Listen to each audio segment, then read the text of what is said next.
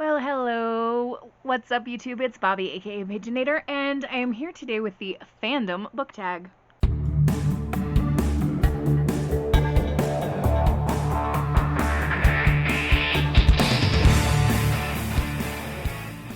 Recently, I've been in the mood to do some book tags, and I found a really great website called ZZ with Books. It's a WordPress blog site, and she has a giant list of book tags. It's such a great resource to look for. So, I picked out a couple. I'm going to do the Fandom book tag for you today, and another one is coming in the not too distant future. Alright, so this book tag, as you might imagine, is centered around different fandoms. There are 15 different prompts, each a different fandom, each with a different prompt. So we're going to do our best. Excuse me. I will be holding up each book or inserting a picture if I don't have it with me physically. And here we go. Okay, so number one is Doctor Who, which is a great show, which I haven't watched in ages. I haven't watched it since they have the new Doctor Who, I forget her name, but the female Doctor Who. You probably know who I'm talking about. Anyway, the prompt for this one is a book with a mostly blue cover, and for this I chose Martinez and the Moonlit Beginning of Everything. This is by Raquel Vasquez Gilliland. I recently read 2 of her books, this being one of them, and so this is a sci-fi young adult book about a girl named Sia. Her mother was taken by ICE, the immigration people, and deported. She assumes her mother is dead. Her grandmother, who's also passed on, speaks to her sometimes through feelings and things. She can sense her grandmother around and stuff, but she really feels like my mom is lost to me forever. Well, one day, she and a boy that she's working on a project with for school are out in the desert, and they see a weird thing flying around the sky. A spacecraft lands, and who should come out of the spacecraft but Sia's mother?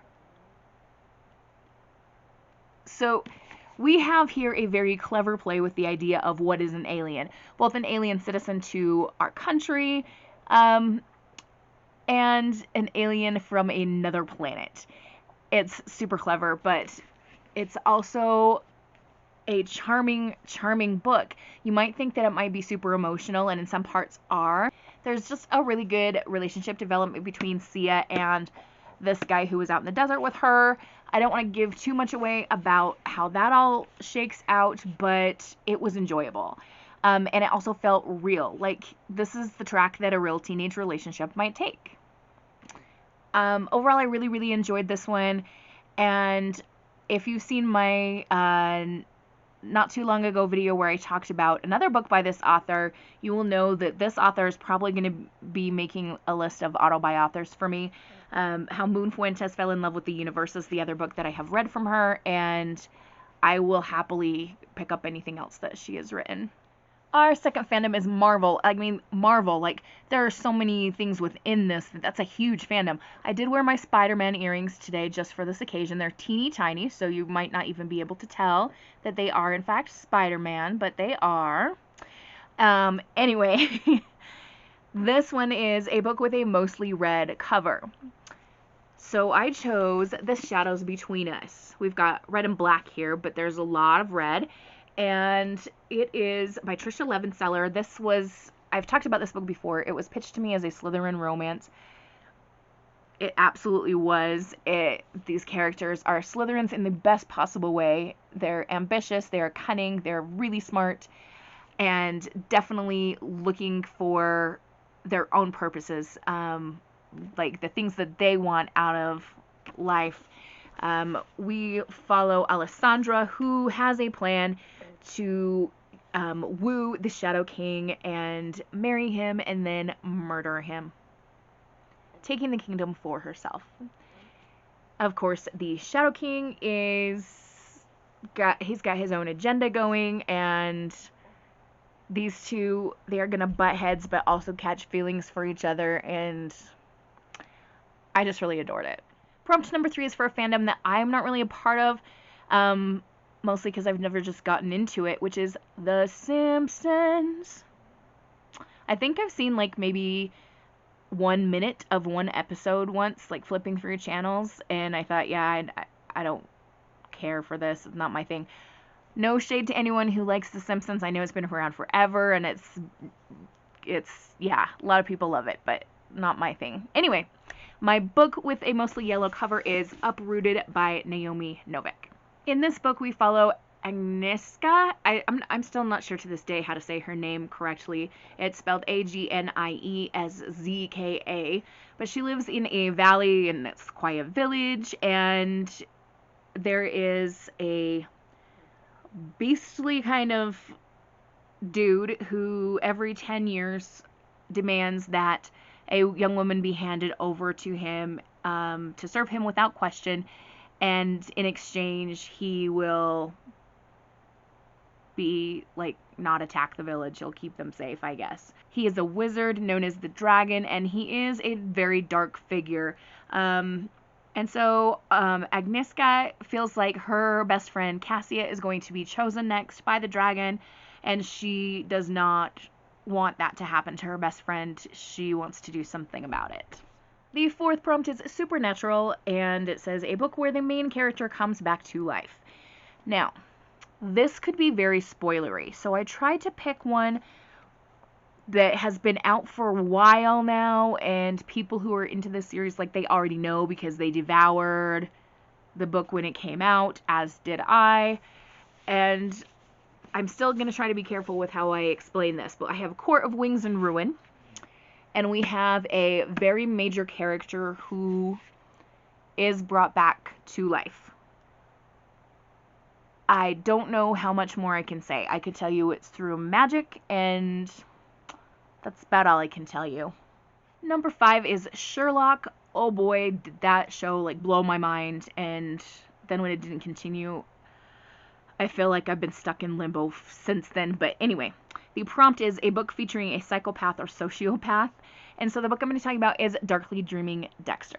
So this is the first book in the Dexter series. It is by Jeff Lindsay, and it was recommended to me actually by one of my students many years ago, and I remember I read it on the 4th of July, and it was so good that, like, I was going to the local fireworks celebration, and it wasn't dark yet, but I knew it would be soon, so I brought the book with me. I still had like 4 or 5 chapters left, or I don't remember exactly, but I was getting close, so I brought a book and a book light, and I sat there and read my book while I was waiting for the fireworks to start.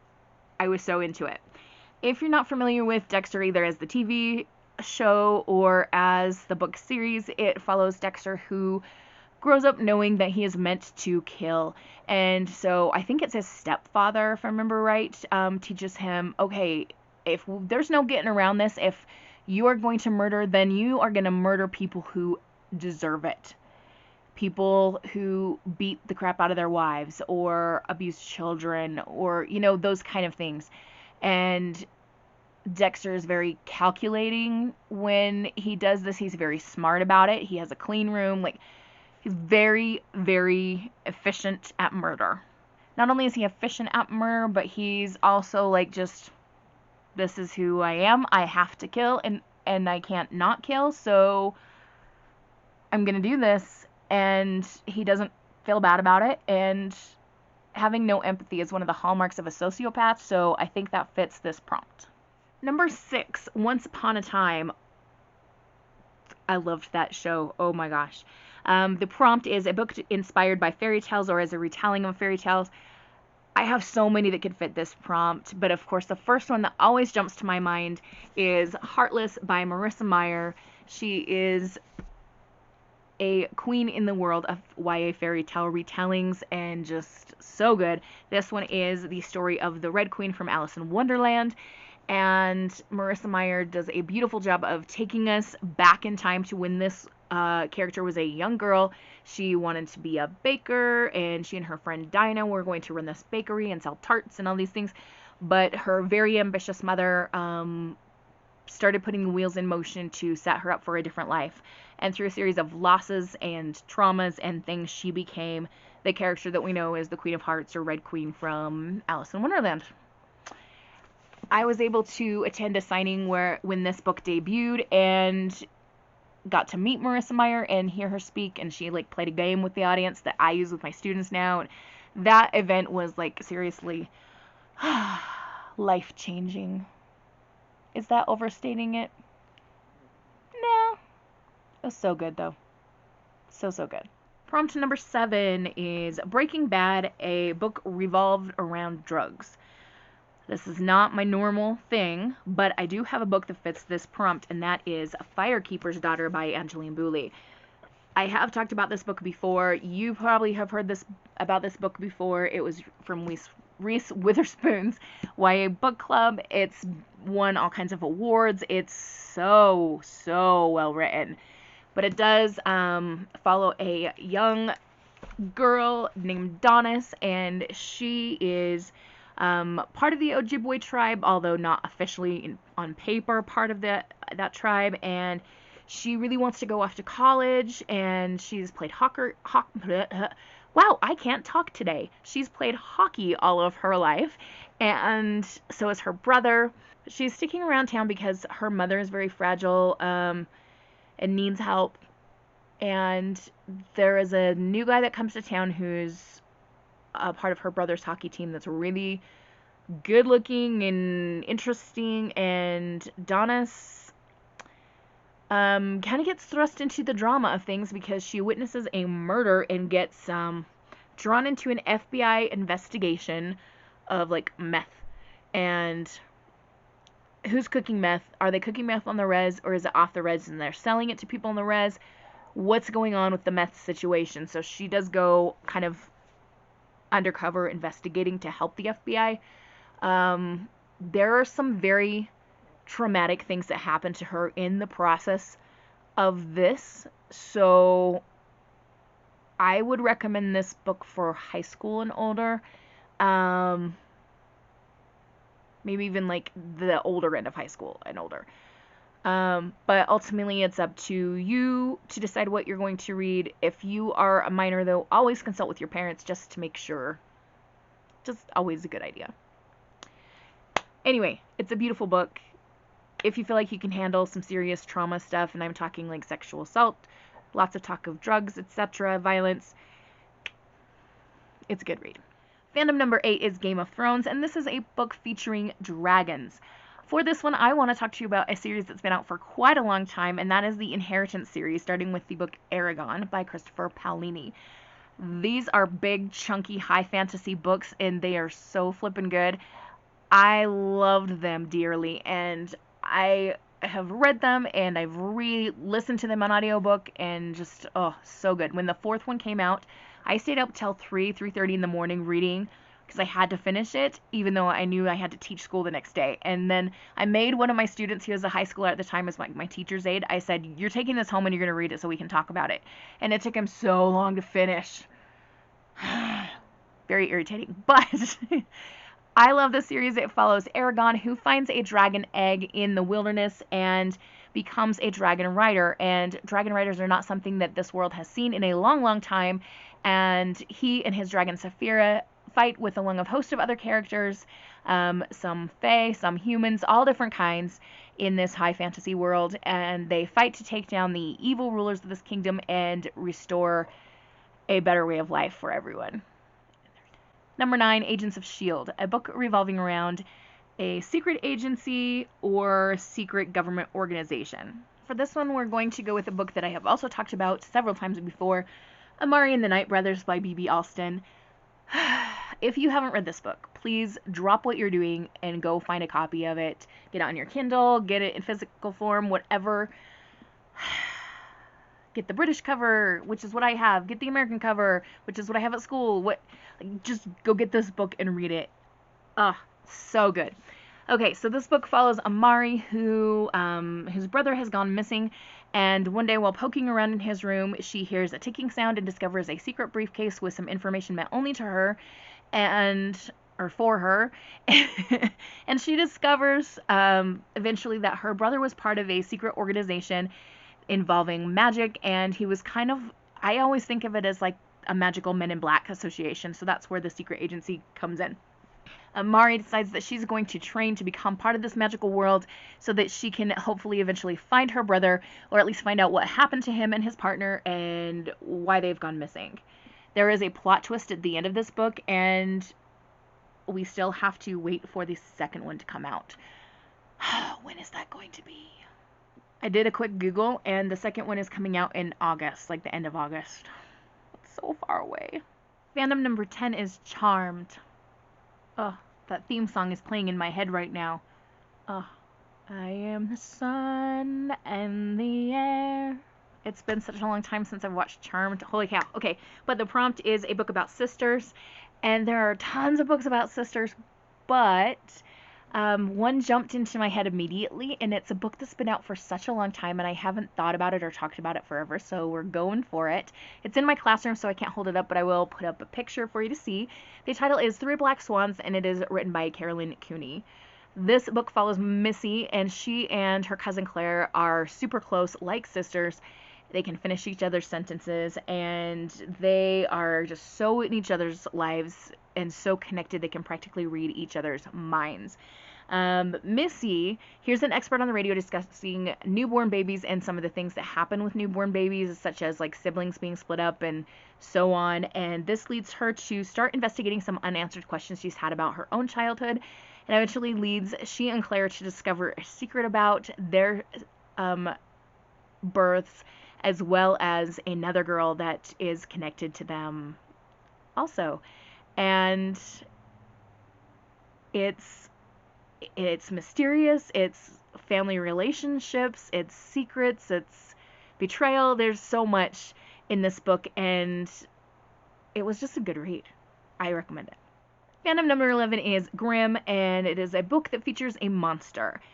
And I had another experience where a certain book jumped right to my mind, and this is one that I haven't yet read. So this is probably the only one of that kind that I am going to be sharing with you, but this is Only a Monster, which came in my recent Owl Crate box. This is by Vanessa Len. So this book follows Joan, who is 16 years old. She is a monster, and she comes into contact with Nick, who is a handsome young man and also a monster hunter. So these two are going to have perhaps a forbidden love trope. I'm not entirely sure. That's kind of what it seems like from the description, because it describes him a couple times as a cute boy and stuff, so I feel like there's going to be some attraction there.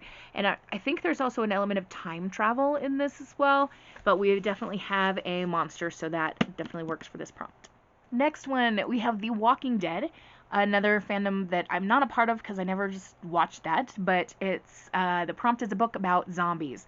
Now, I haven't read a zombie book in ages, so I had to think back, okay, what's in my classroom? And I do have a steampunk series that's got zombies in it, so I'm going to tell you about the first one. It is called Bone Shaker. It's by Sherry Priest. Maybe it would be better if I just read the description from Goodreads to you, because it's been so long that I'm really struggling to remember what all came into this book. So, here we go. In the early days of the Civil War, rumors of gold in the frozen Klondike brought hordes of newcomers to the Pacific Northwest. Anxious to compete, Russian prospectors commissioned inventor Leviticus Blue to create a great machine that could mine through Alaska's ice. Thus was Dr. Blue's incredible bone-shaking drill engine born.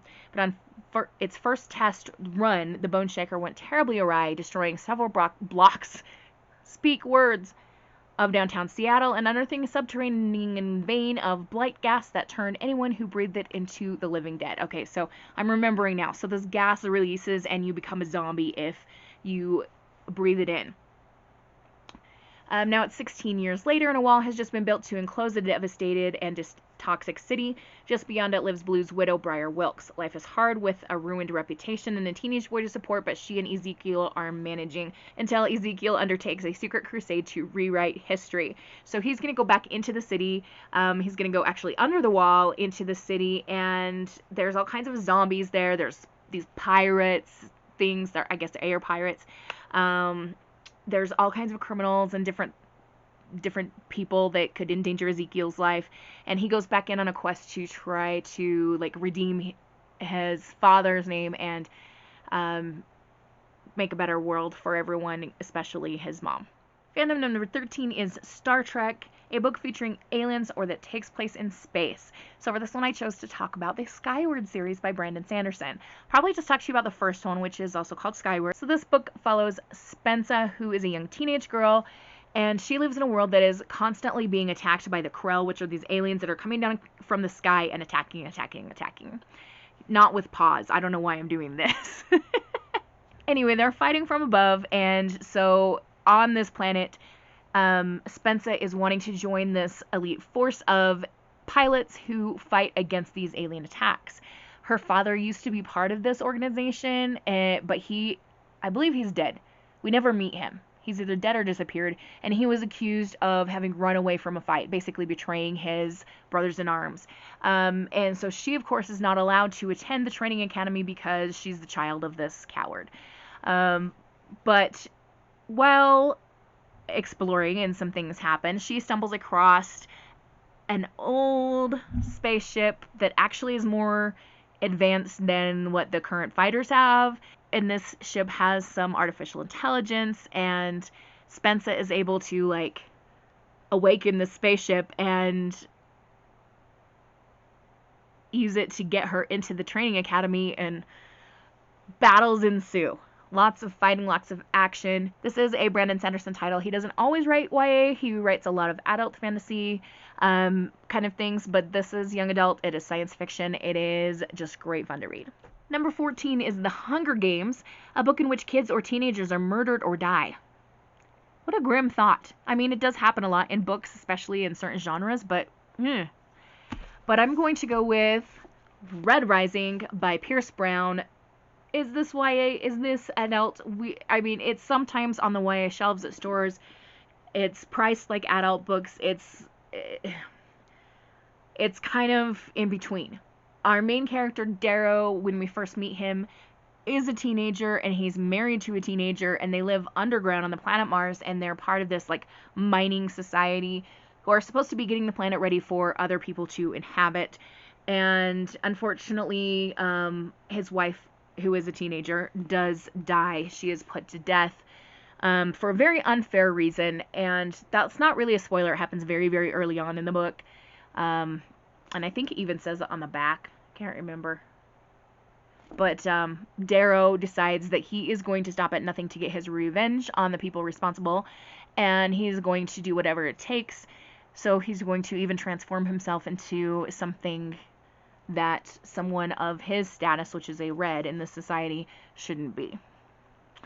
Lots of fighting, lots of battles, lots of action, and really great characters. Cannot recommend this enough. And our last fandom is Percy Jackson, a book based on ancient Greek myths.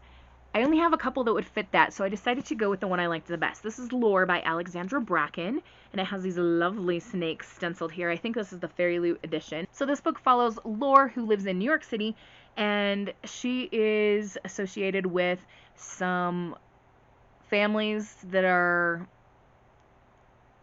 associated with Greek gods. Like, she's part of the Perseus family, and what's going to happen is the Aegon, which is something that happens every 7 years, I think, where the Greek gods have to come down to Earth, and if they can survive this month-long battle, then they're fine. But if one of the families, like the one that Lore comes from, if someone in that family, like, were to attack one of them and defeat them, kill them, then that person would take on the powers of that god and become the new Zeus, Athena, whatever.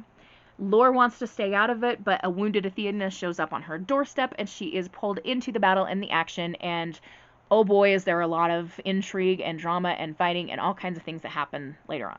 Alright, we made it through all the fandoms, and this was kind of a fun one to do, so I think I'll just kind of wrap it up with that. Let me know what other books you might choose to go with these prompts, or if you read any of these and how you enjoyed them, and I will see you in the next video. But for now, have a wonderful, magical, and bookish day. Happy reading! Adios!